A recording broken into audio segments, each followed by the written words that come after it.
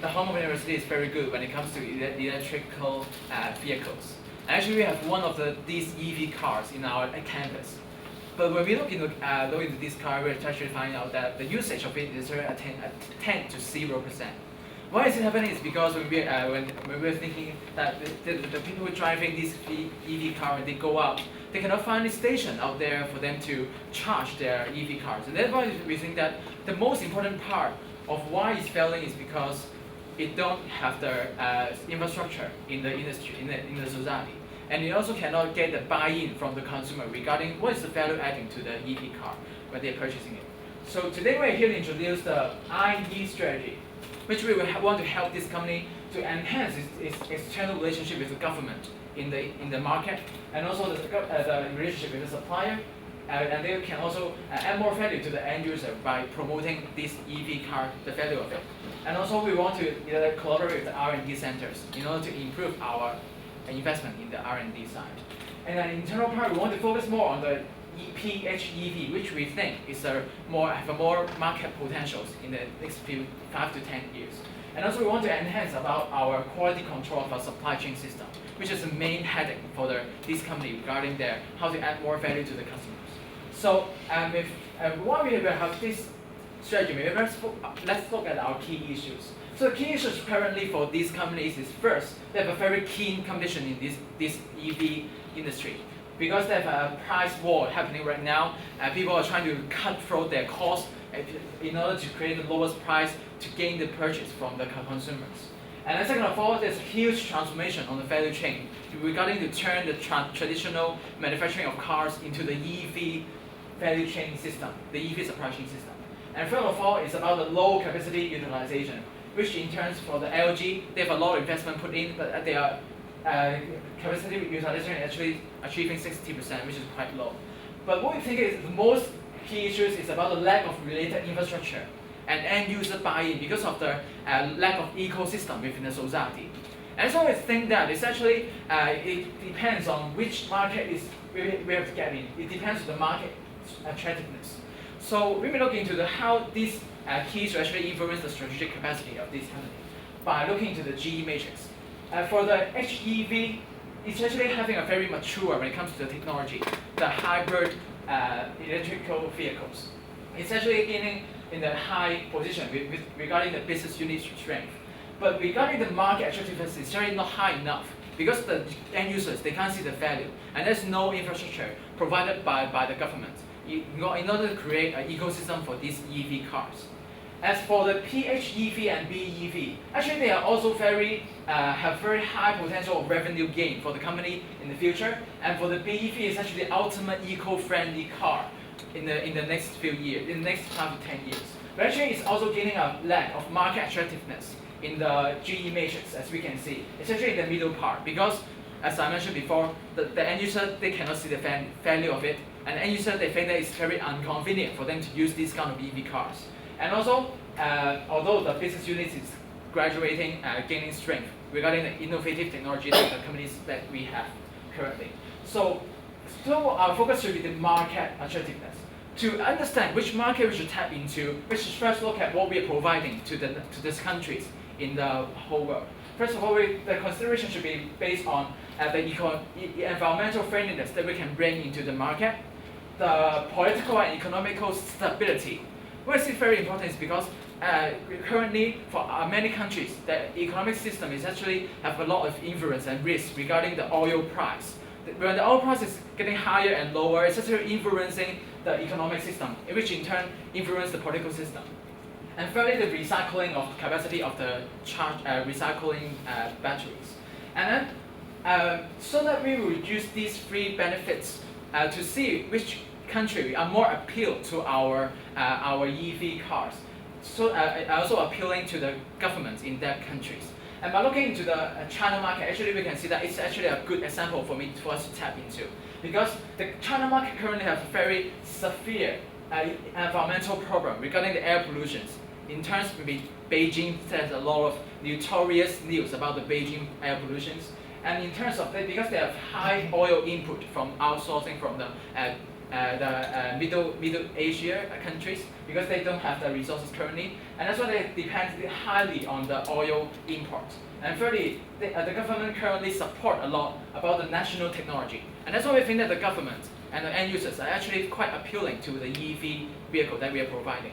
And that's why we think that this China market can be one of the examples of what we would tap into because of the appealing of the political side and economical side. So that we may look into the key issues that we mentioned before. Regarding to tap into the China market, there's four main issues that we have. First of all is the value chain transformation that I mentioned before. Second of all is the capacity utilization. Third of all is the lack of infrastructure, the main target, the main focus that we have currently, the main problem. And fourth of all is the lack of consumer recognition of these EV vehicles. That's why we have the internal and external strategy. Internally, we want to create more value, to bring more into the supply chain, to enhance it in order to give more value to the customer. And external recognition, we want to bring more recognition in the external parties so that they can support our system to make it roll it out to in the China market and also other examples market. So that maybe let us now have the Kathy to talk about more about the.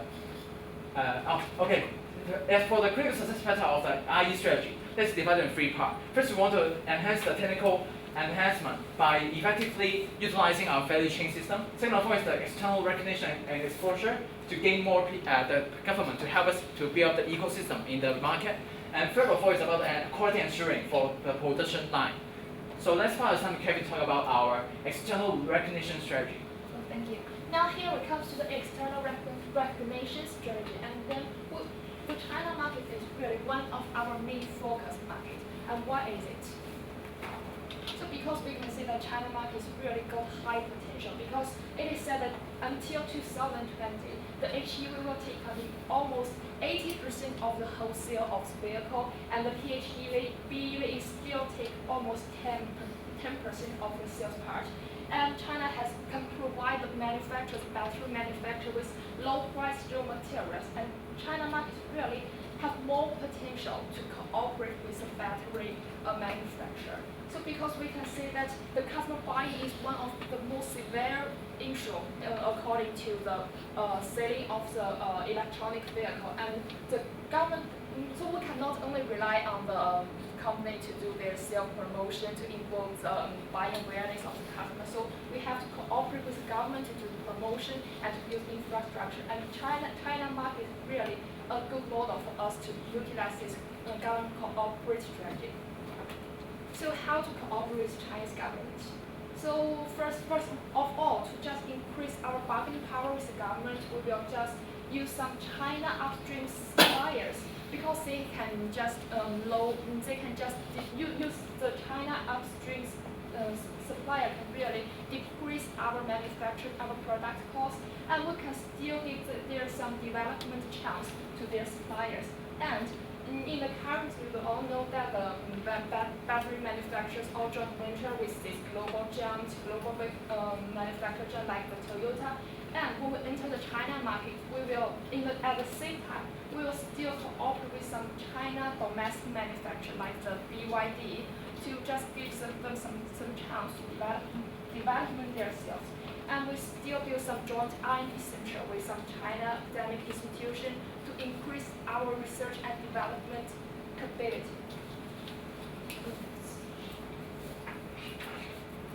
So at the same time, so what is our other bargaining power? Because we know that China has faced severe pollution issues, like the air pollution, and China is really a huge gas consuming country. So with this bargaining power, we hope to negotiate with the Chinese government to get a win-win strategy. And how does government can help us to do the promotion to increase the customer buy-in? First is political aspects. So we can just negotiate with the government and involve them to just encourage the electronic vehicle purchase. For example, so to release a buy-in restriction, because we all know that in Beijing in current times, so the customer has to wait for years to get a certificate to buy their own vehicle. So we help the government to help us in the political aspect and to help us to build up the infrastructure. For example, to build some charging station in the current gas station, so the future electronic vehicle customer can still charge their car near the current gas station to increase the convenience. And then we will still cooperate with some 4S retailers to build the charging station in the retailer shops. And the most important thing is that we want to integrate the infrastructure, the vehicle infrastructure, into the current electricity grid in China. And at the same time, another way to use is to use the tools in the content market to educate the customer. For example, by some TV show to show them there's some figures of the current China's air pollution, and to tell them that the pollution content is really urgent for them, and to use some market campaigns such like some sustainable, the environment protect competitions, and to cooperate with some big companies to just encourage them to use some electronic vehicles to replace their traditional vehicles to increase their CSR. And this is only a prototype that we utilize in the Chinese market, and in the future, in the long term, we can still use some adjusted but similar method when we enter the other market, to develop the other market like Japan or US. IE strategy. Now, here comes the internal value-added strategy. There are two components. First is R&D focus on PHEV battery supply, and second is quality control on suppliers. And first of all, you may ask why I would like to suggest these incumbent companies to focus their R&D efforts on PHEV battery supply. Now we come to the product analysis. There are three products, three kind of products, EV products that the company has to supply the battery: HEV, BEV, and PHEV. Although that PHEV is predicted to have the largest market share in 2020, it's reached almost 70% market share in units. However, it has a very slow growth in revenue. Compared to HEV, BEV and PHEV has a very high growth rate in terms of revenue, and this rate will almost exceed HEV in the short run. And second, regarding the performance of HEV, we know that it has a very high price but very low energy efficiency, so that it will not appeal to the customer and persuade the customer to buy this kind of EV products. And second, so why we won't recommend to focus on the BEV, because that currently in the short run the technical difficulty is very high for BEV, and the technology is relatively immature. So that to profit from the market and profit from the battery industry, we would like to suggest the incumbent companies to focus the battery supply to PHEV, and then to increase and focus the R&D on PHEV, so that to increase the performance on capacity, energy efficiency, etc. We would like to suggest these companies to start a partnership with academic institutions and government research centers. This is, first of all, to share the risk with these academic institutions and government research centers, and also to enhance the government support in terms of the financial support and technology support. And third, because that these academic institutions, they have the very insight about the market trend, so that we could embrace the current trend and research trend of this battery industry.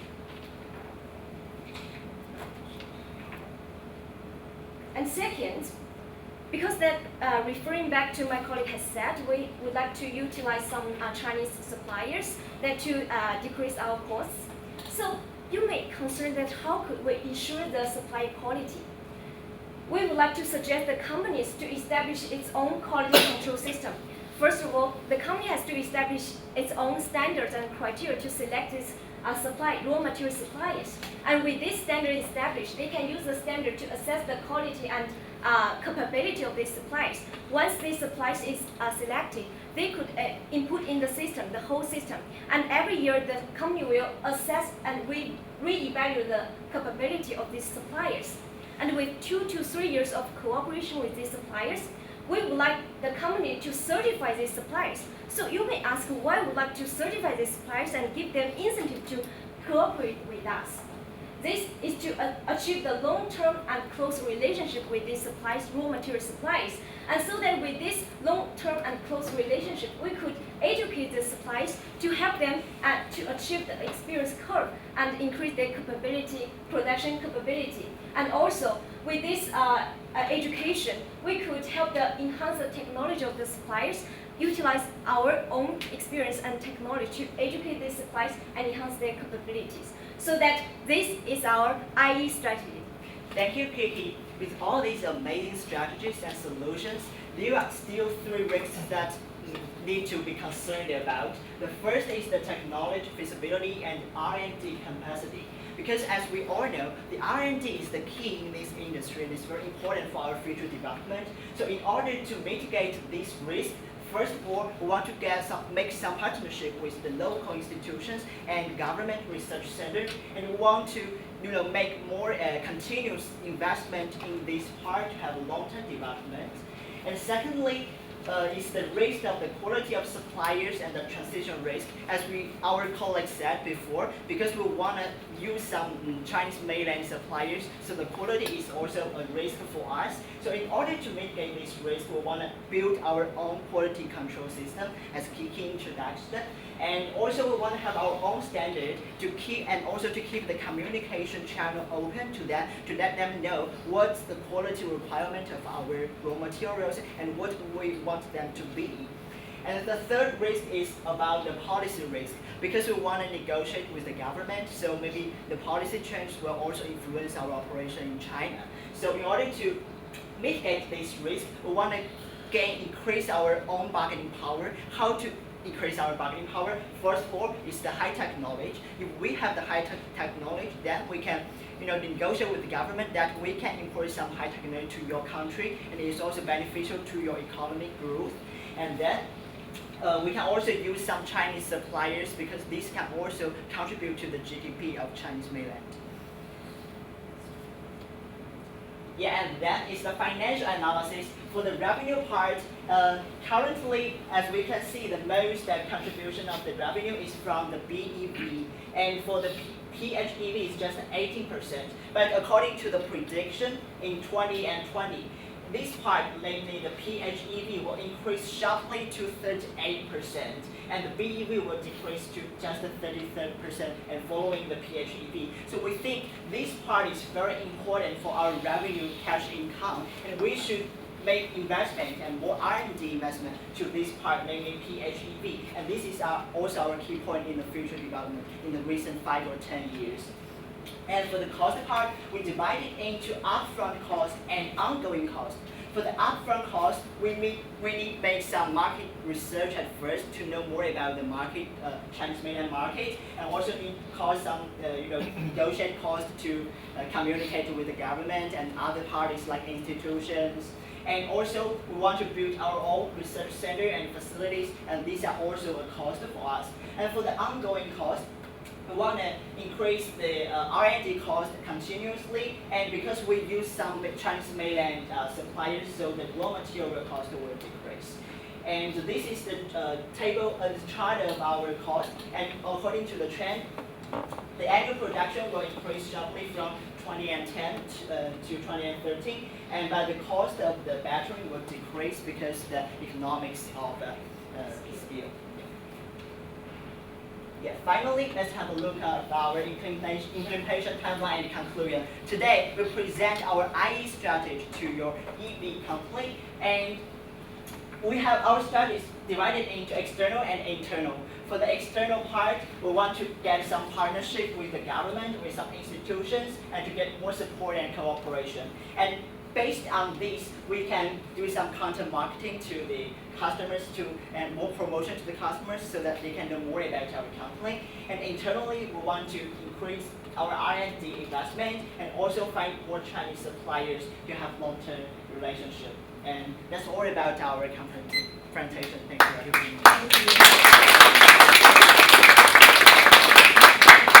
Thank you. That was very good. You mentioned initially when you're talking about the key issues, there's a price war. So there are very good strategies here, medium to long term, I would say. but imminently we're facing this threat of price, and then should we be cutting our prices now? How does that fit into your IE strategy? So maybe let me first talk about why we have this price war currently. It's because there's a lot of low-cost orders currently right now happening, and that's why a lot of competitors are fighting together to get the lowest price out there, so that the buyers will actually purchase our product. But what I always think that is that this is not the roots of the problem.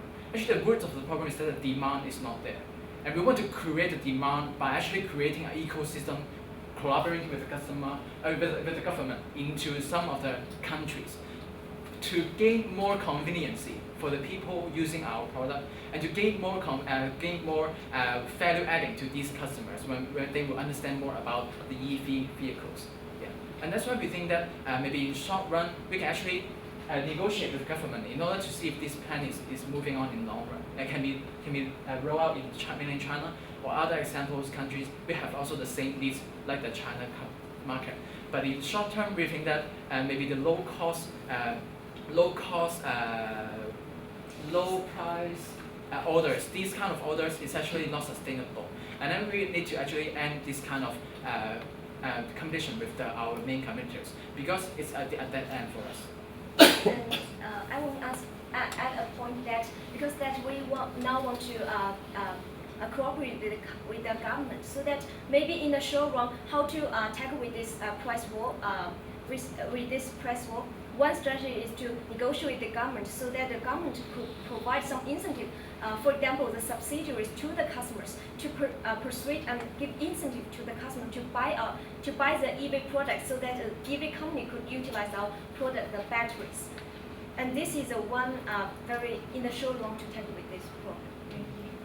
So do you know why? I mean, you've mentioned about getting government, involving government for some sort of discussions. Do you know why they are not giving enough incentives to push for this particular proposition? Do you know any particular reasons behind it?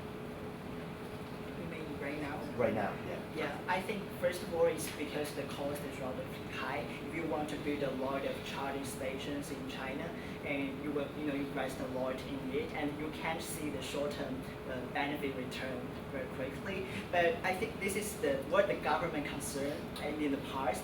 But right now, if we negotiate with the government, and we will like to have a long-term plan to make a blueprint to them, yeah, and to let them know by implementing these strategies, you can solve not only the EV problem, you can also solve your pollution problems. You can also solve your maybe economic structures problem, and you can bring a lot of benefits to your economy.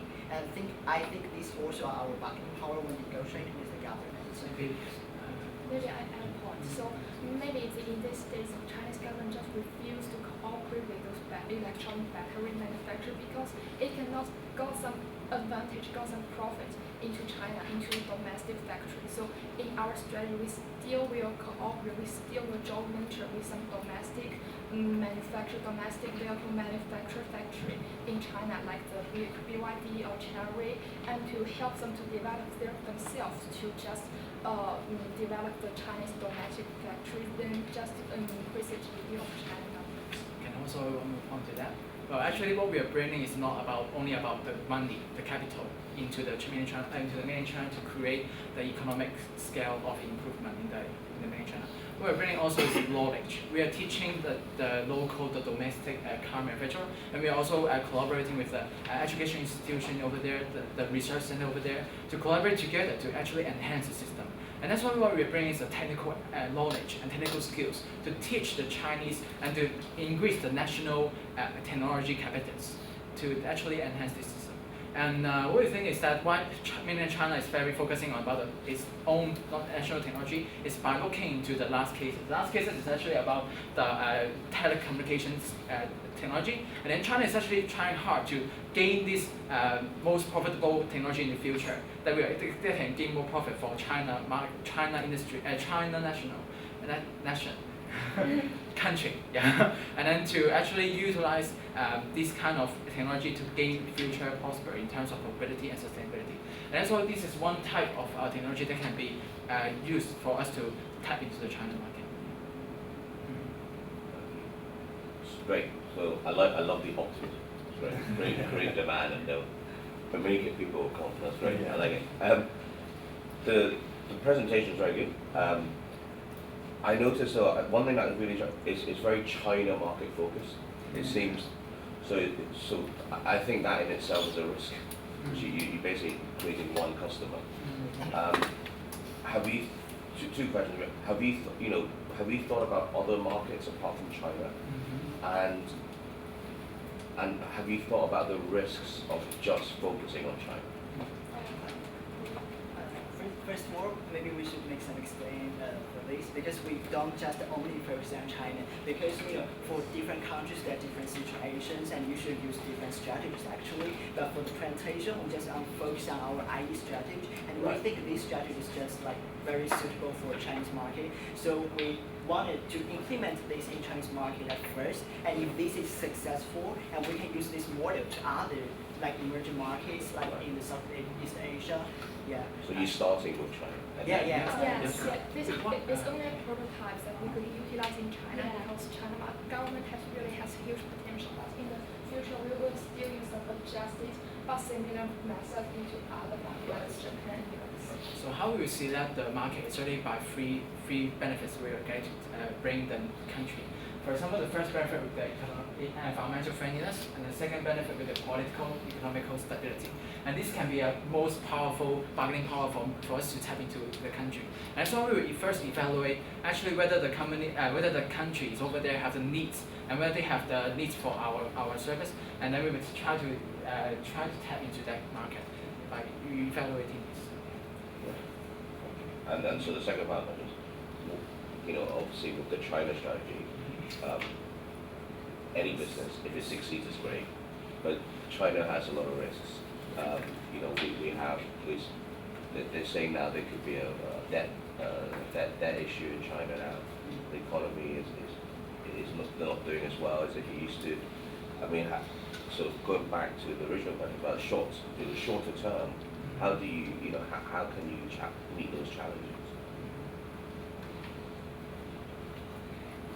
Okay, so currently what the China is facing right now is an economic recession. It's because they used to be the world factory. They have a lot of manufacturing company. They have very good in order the mass production, because they have very low labor costs and a very low rental costs. But in these recent years, actually the cost is rising up, and actually they have to put more focus into their innovative technology. For example, Xiaomi, or for example Alibaba, these kind of large corporate which have more focusing and more valuing the innovation technology. And so what we're bringing into the China market is actually what we're bringing into the government is what our innovative technology regarding our EV experience. And that's why this can help the China to gain the economic growth in long run, and in short term, if it can help them to stop the economic recession that they are having right now. And also So you can save China.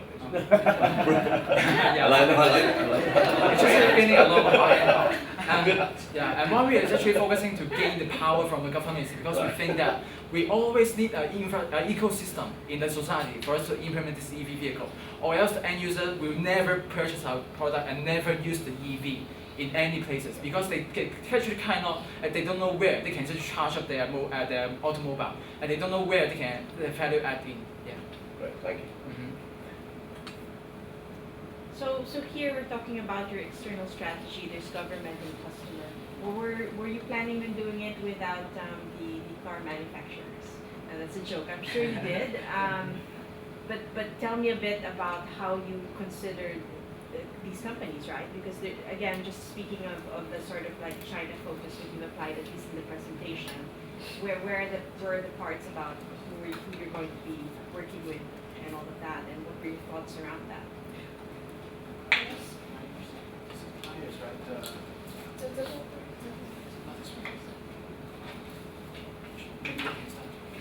So actually there's two parts. First, we will just cooperate their upstream suppliers to just provide us some raw materials, and we will just set up our manufacturer factory in China. So the upstream suppliers from China to maybe low cost raw materials. and then we will still cooperate with some domestic vehicle manufacturers like BYD, like Chery, to help them to just develop the electronic vehicle themselves. Because we know that for some Toyota or some like the BMW, so they only focus on high-end electronic vehicles. But we cooperate with some China domestic manufacturer. Maybe we can just make some middle-end vehicles for the middle class to buy in. So your market segmentation you are getting for at least in the short term you are targeting on the mid market, where you are focusing on getting more sort of mid on the low end suppliers to actually build them and create that credibility, that sort of world certification of that credibility of the standard. Are you actually referring that your strategies on that mid segment or on that end? I think this strategy is very suitable for Chinese market because for the middle class they are relatively well educated, so they have some concern about the environment problem, the pollution problem, so that they are our like targeting markets that who will buy our marketing for like promotions. And also because the middle class is the most like will be an emerging increasing part of Chinese population structure. So we think this market is also very attractive for us, and we have very big market in this part. So that's why we choose this. Have you done any customer research or customer Actually, preference before on the this particular Yeah, a lot of cases before talking the about competition, actually, we did a lot of case talk about the study. middle class Oh, that's yeah. gaining its purchasing power, and it's very important for this class of customers. So I'm going to ask you the same questions I asked the first one. You've asked, it's a very long-term strategy, right? Creating creating demand in itself will cost a lot of money, and then you've got the R&D. So it's going to take it's going to take an investor a lot of faith, right, to give you money on something that is not working right now. So why should I give you my money to do this? I think it just depends on our bargaining power and what our advantages are and what you can get in the future, but not very in the short run. And yeah, just as we mentioned, if you are the government and you can get some benefits besides the economic benefits, like you can solve a lot of social problems. And if you are investors, I think this is just like a long-term investment. It's not just a short-term. You can see the potential of this industry, and also according to the case, the 2017 is the emerging year of this industry, and there will be a very sharp increase from this year. So it's 2015 now, right? And it's just like 2 years, some for preparation, and then after 2017, maybe this will have a very big increase. And I think this is also what you should concern if you are investing. Okay, can we add more into it? Okay, so currently the investors are putting a lot of money to build up the technology part about this EV vehicle, but actually they are not actually looking into the big picture. I think the real problem is the demand. And what we're tackling is to increase the demand in the market by building up an ecosystem with the government. I think this kind of strategy can actually inspire the investor. They have obviously put a lot of money in it and they cannot see the financial return. And this strategy can actually inspire the investor to tell them that the problem right now is not lowering the cost. The problem right now is not about reducing the price so that we can get the customer buying, but it's about the demand supply. This is the problem. We need to create the demand, we need to let the end user know the value, and we need to let the end users know that they can be very convenient at using our EV vehicles in the China market or in the other countries. So I think this strategy will inspire them to provide more money, financial support into the strategy implementation. And also one more small point is that actually experts has predict that in the future that the electronic vehicle will definitely replace the traditional vehicles in the long run. So that if this is a market trend, you don't want to lag behind. So that you can't deny this trend, and you have to invest in these EV batteries. Yes. Potential. Yeah, very prospect. Thank you very much for the Thank you.